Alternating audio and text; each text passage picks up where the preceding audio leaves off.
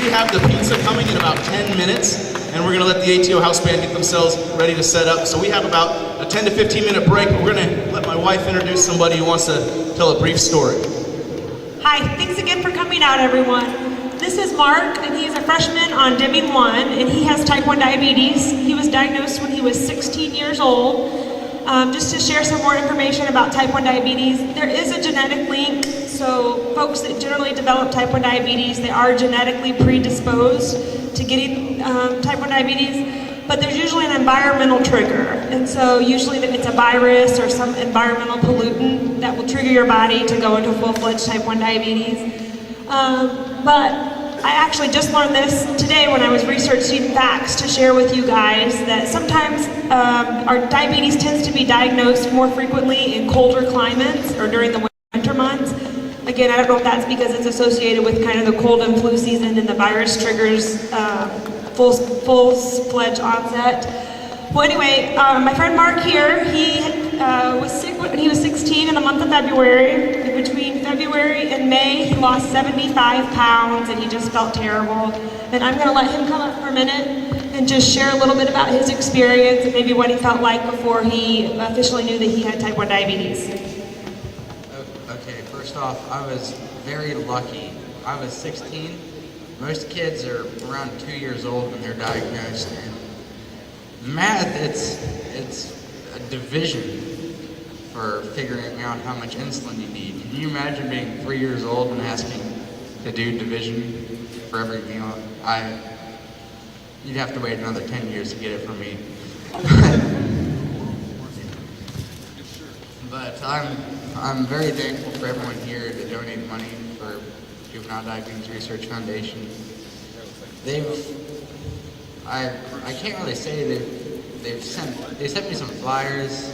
I'm not sure where they are. I'm progressing for the cure, but they do have these neat little products.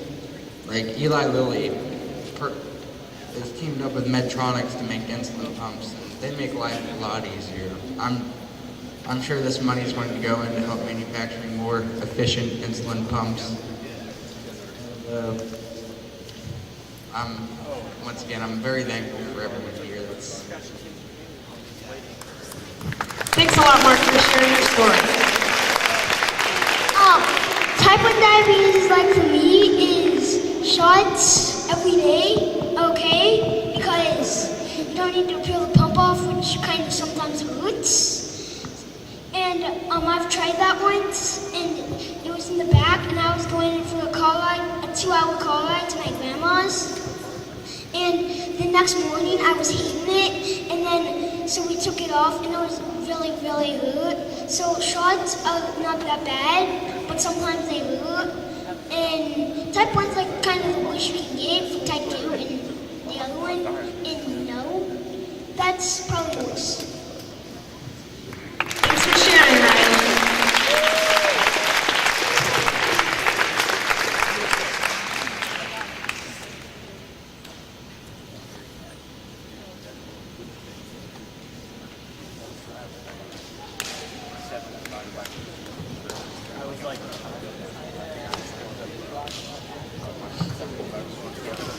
Hey Nadini, do you want to bring up Julie? As you all know, you just heard from Mark, and as Mark said, he was diagnosed with type 1 diabetes at the age of 16. Our son Ryland was diagnosed at the age of 4. That was just a little over a year ago, February 8th. And the third person that we're having called Julie Bird.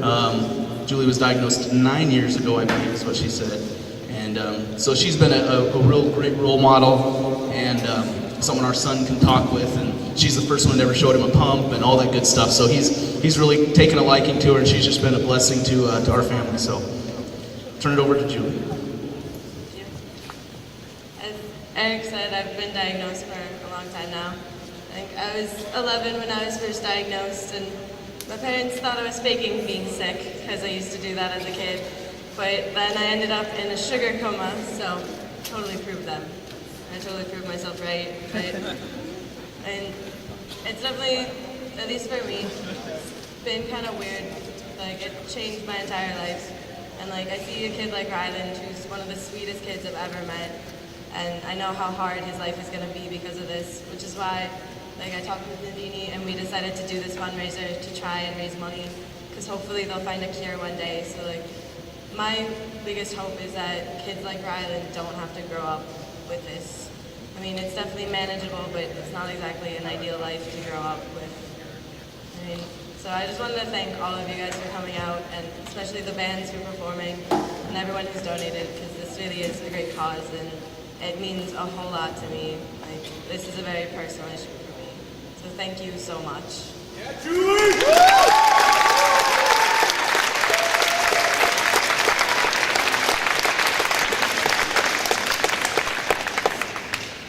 Again, Julie and Nadini have done all of the work for this. Not all the work. I mean, they've had a lot of help, but they've done all the planning.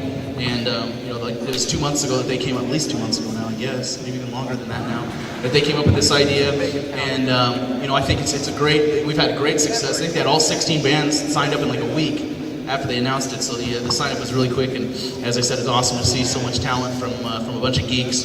So I use that term very endearingly. So right, guys. So we're gonna do, okay, the pizza, we're working on the pizza, but most of you are probably still full from the last round.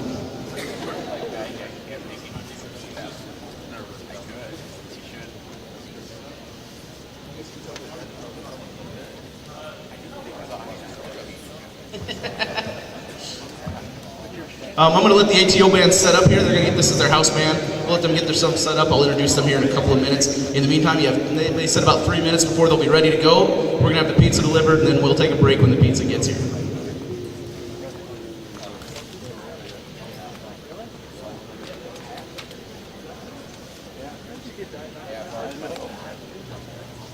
Maybe.